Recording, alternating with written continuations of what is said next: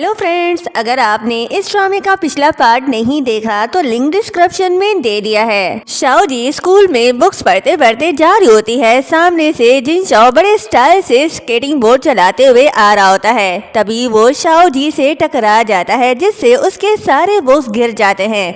वो जिन शाओ से कहती है कि बुक्स उठाओ, जिस पर वो हंसने लग जाता है और कहता है कि क्या मैंने सही सुना, ये मुझे ऑर्डर दे रही है? तुम्हें पता भी है कि मैं कौन हूँ? जिन शाओ का फ्रेंड कहता है कि ये तो वही लड़की है ना जो पूरे स्कूल में लास्ट नंबर पर आती है। चेहरा तो काफी अच्छा है, बस हद से ज्यादा एटीट्यूड है इसमें। जिन शाओ इसे लगता है कि एक क्वेश्चन सही करने से पूरी दुनिया जीत ली इसने। शाओ जी उसे देख सोचती है कि ये लड़का स्कूल का बदनाम स्टूडेंट जिन शाओ है, जो पूरे स्कूल में बॉस बना फिरता है। अजीब बात है, थोड़ा जाना बेचाना लग रहा है, जैसे पहले कहीं देखा हो इसे।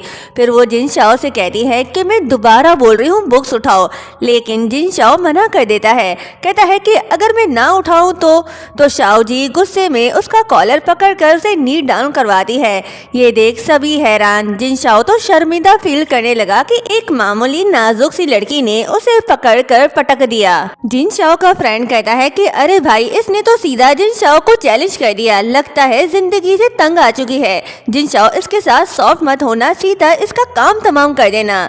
जिन शाओ खुद को शाओ जी से छुड़ाने की कोशिश करता है, लेकिन शाओ जी ने उसे इतना कसकर पकड़ा होता है कि वो खुद को छुड़ा नहीं पाता। सोचता है कि ये लड़की कितनी ताकतवर है, इसने तो सीधा मुझे नीचे गिरा दिया। शाओ जी कहती है कि उठाते हो या नहीं? 3 तक गिन रही हूँ, नहीं उठाया तो बुरा होगा। जिन शाओ कहता है अच्छा मुझे छोड़ो, मैं उठा रहा हूँ बुक्स।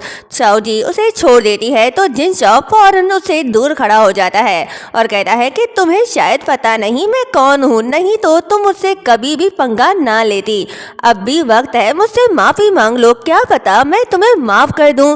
शाओ जी कहती है मुझे माफ करोगे? जिन शाओ इतरा कर कहता है हाँ। तो शाओ जी बुक्स उठाकर जिन शाओ के साथ उसके दोस्तों को भी मारने लगती है और कहती है कि तुम लोग किसी काम के तो हो नहीं, ना पढ़ते लिखते हो और ना ही कुछ और करते हो, बस सारा दिन लड़कियों को छेड़ते रहते हो, कपड़े भी ठीक से नहीं पहनते और ये बाल तो देखो बिल्कुल मुर्गे के चोंच जैसा कलर किया हुआ है। तुम लोगों में एक चीज भी नहीं जो स्टूडेंट जैसी लगे।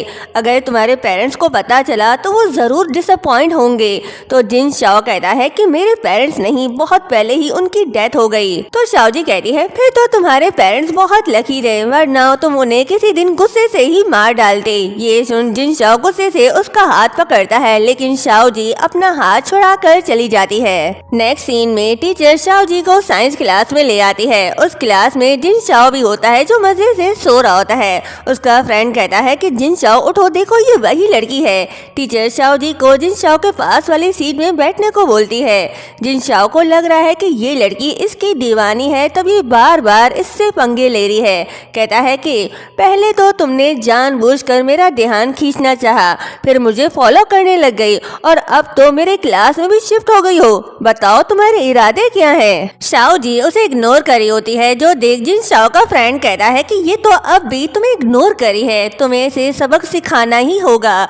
तो जिन शाओ उसके बुक्स उठाकर कहता है कि सुना है तुमने बोर्ड एग्जाम में सिर्फ 100 मार्क्स लिए हैं, तुम्हारे मार्क्स तो मुझसे भी कम है, फिर भी दोबारा पढ़ी हो, सिर्फ रिसोर्स को जाया करी हो, बेहतर होगा घर जाकर कुछ काम धंधा कर लो। दूसरी क्लासमेट भी उसका मजाक उड़ाने लगते हैं। तो शाओ जी कहती है कि आज मेरे हाथ में बड़ी खुजली हो रही थी, ये बोलकर वो उसे मारने लगती है। तो जिन शाओ कहता है कि रुक जाओ, इतनी बदतमीजी, मैं तो बस मजाक कर रहा था, तुम्हें इतना सीरियस होने की जरूरत नहीं, एक सिंपल सा मजाक भी बर्दाश्त नहीं कर सकती तुम?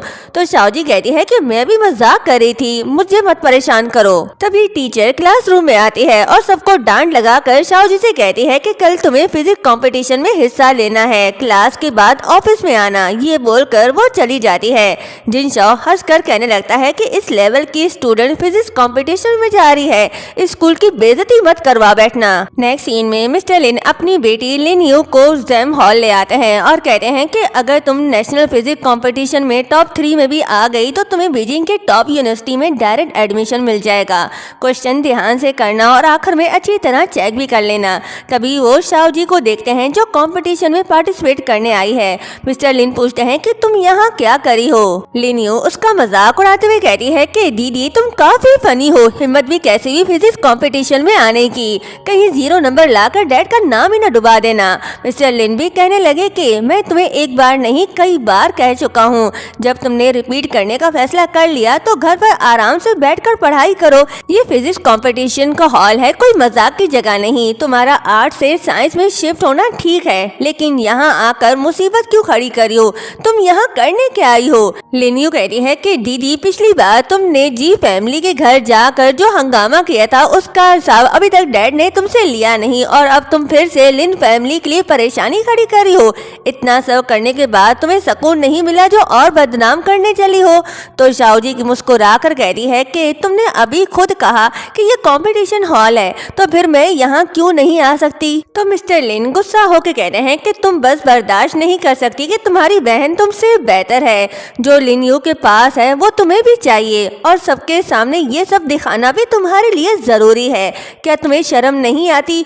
मैं तुम्हें आखिरी वार्निंग दे रहा हूँ, अभी के अभी यहाँ से निकल जाओ, वरना। तभी टीचर भी वहाँ आती है और मिस्टर लिन से पूछती है कि क्या हुआ, कोई प्रॉब्लम है? शाओ जी टीचर से कहती है कि मेरे डैड मुझे कंपटीशन हॉल से निकलने का बोल रहे हैं। तो टीचर कहती है कि मिस्टर लिन ये ठीक नहीं होगा, शायद आपको पता नहीं शाओ जी हमारे स्कूल की रिप्रेजेंटेटिव है इस कंपटीशन में पार्टिसिपेट करने के लिए। तो मिस्टर लिन कहने लगे ये कैसे मुमकिन है? वो सिर्फ एक आर्ट स्टूडेंट है जिसके बोर्ड एग्जाम में सिर्फ 100 मार्क्स थे। मैंने कितने पैसे खर्च करके उसे एक बड़े स्कूल में डाला, इतने बुरे परफॉर्मेंस के साथ वो किस हक से स्कूल को रिप्रेजेंट कर सकती है? तो टीचर मिस्टर लिन से कहते हैं कि ये शाओ जी का पार्टिसिपेशन सर्टिफिकेट है, कंपटीशन अभी स्टार्ट होने वाला है, तो मैं पहले शाओ जी को अंदर ले जाती हूँ। ये बोलकर वो शाओ जी को अपने साथ ले जाती है। मिस्टर लिन गुस्से से लिन यू से कहने लगे कि तुम्हारी बहन कब से साइंस क्लास में शिफ्ट हुई, मुझे तो उसके बारे में कुछ पता ही नहीं था। तो लिन यू कहने लगी कि डैड शाओ जी एक पुअर स्टूडेंट है, वो मेरा मुकाबला कभी नहीं कर सकती, आप टेंशन मत लो। नेक्स्ट सीन एग्जाम हॉल का दिखाया जाता है। शाओ जी के लिए सारे क्वेश्चन बहुत ही इजी थे, वो 30 मिनट्स में पूरा पेपर करके उठ जाती है। ये देख टीचर कहते हैं कि ये तुम क्या करी हो, जल्दी बैठो, बाकी स्टूडेंट को डिस्टर्ब मत करो। शाओ जी कहती है कि मैंने अपना पेपर कर लिया। वो पेपर टीचर को देकर चली जाती है। जब टीचर उसका आंसर शीट देखता है तो हैरान होकर सोचता है कि ऐसा कैसे हो सकता है, सिर्फ आधे घंटे में इतना मुश्किल पेपर उसने कर लिया। शाओ जी जब बाहर आती है तो ब्लैक बोर्ड में एक मुश्किल क्वेश्चन लिखा होता है। शाओ जी को वो क्वेश्चन इंटरेस्टिंग लगा, वो उसे सॉल्व करने लगी। तभी वहाँ प्रोफेसर यॉन आती है जो मैथ रिसर्च इंस्टीट्यूट की डायरेक्टर है। उसके साथ आए लोग शाओ जी पर गुस्सा करने लगते हैं कि उसने ब्लैक बोर्ड में क्यों लिखा, क्योंकि वहाँ लिखना मना था। शाओ जी उनसे माफी मांगकर बोर्ड साफ करने लगती है। तो तभी प्रोफेसर यॉन की नजर उसके आंसर पर पड़ती है जो सही था और आज तक कोई भी सॉल्व नहीं कर पाया। वो शाओ जी से पूछती है कि ये तुमने सॉल्व किया? शाओ जी हाँ कहती है। तो प्रोफेसर यॉन उसका हाथ पकड़कर पूछती है कि तुम्हारा नाम क्या है, तुम्हारी टीचर कौन है? शाओ जी कहती है कि मेरा नाम शाओ जी है, मैं सीनियर क्लास। प्रोफेसर यॉन हैरान होकर कहती है कि हाई स्कूल की स्टूडेंट होकर भी इतना मुश्किल सवाल सॉल्व कर लिया। तुम जैसी मैथ जीनियस टैलेंट अभी तक कहाँ छुपी थी? तुम्हारे पास कोई टीचर नहीं तो क्या मैं तुम्हारी टीचर बन जाऊं? और फिर अपने बारे में बताने लगती है। तो शाओ जी कहती है कि आपकी स्टूडेंट बनना मेरे लिए बहुत खुशी की बात होगी। तभी यहाँ हमें ये पता चलता है कि प्रोफेसर यॉन तो शाओ जी की स्टूडेंट थी, उनसे ही सब कुछ इन्होंने सीखा। वो 80 साल पहले वाली शाओ जी की तारीफें करने लगी, जो सुन शाओ जी बड़ी खुश होती है। सोचती है कि मैंने एक्सपेक्ट नहीं किया था कि मेरी फैमिली के अलावा और कोई भी मुझे याद करता है। नेक्स्ट सीन में शाओ जी क्लास में होती है। तभी जिन शाओ उसके डेस्क पर मिल्क टी रखता है और कहता है कि ये मैं तुम्हारे लिए लेकर आया हूँ, पी लो। शाओ जी इतरा कर जवाब देती है थैंक्स, लेकिन मुझे इसकी जरूरत नहीं। जिन शाओ का फ्रेंड कहने लगा कि देखो तो सही ये लड़की कितनी एरोगेंट है, मिल्क टी भी खुद से नहीं खरीद सकती। तो जिन शाओ उससे कहता है कि भाई समझा करो, असल में वो मुझे सीक्रेटली प्यार करती है। ये बात शाओ जी ने सुन ली, वो उसे गौर से देखने लगी। ये सुन फ्रेंड हैरान होकर कहता है कि क्या जिन शाओ तुम इस मामले में कोई मिसअंडरस्टैंडिंग तो नहीं हुई ना? तो जिन शाओ ऊंची आवाज में कहने लगा कि ये बार बार मुझे प्रोवोक कर रही है सिर्फ मेरा अटेंशन खींचने के लिए, वरना एक हाई स्कूल की रिपीट नीट स्टूडेंट जिसके बोर्ड एग्जाम में सिर्फ 100 मार्क्स ही थे, जो यहाँ पढ़ने का ड्रामा करी है, ये सिर्फ इसलिए कि मैं उसके बारे में अपना ओपिनियन बदल दूं। शाओ जी उसकी बातों को इग्नोर करके हेडफोन लगा लेती है। फ्रेंड पूछता है कि क्या सच में? जिन शाओ कहता है बिल्कुल, वरना एक आज स्टूडेंट साइंस क्लास में क्यों ट्रांसफर हुई। फिर वो उसके कान में कहने लगा कि मेरे पास उससे बदला लेने का बहुत अच्छा आइडिया है, वो ये कि मैं ऐसा प्रिटेंड करूंगा कि मुझे उसमें इंटरेस्ट है, उसे चेस करूंगा और जब वो मुझसे सच में प्यार कर बैठेगी तब मैं सबके सामने उसे डम कर दूंगा। शाओ जी गुस्से में पेन फेंक कर कहती है कि क्या बात कर रहे हो, इतना सीरियस क्यों हो गए हो? तो जिन शाओ कहता है कि तुम मुझसे आमने सामने बात नहीं करना चाहती तो चलो ठीक है, चैट में ऐड कर लेते हैं, मैं तुम्हें पढ़ाई में डिस्टर्ब नहीं करूंगा। और यहीं पर ये पार्ट एंड होता है।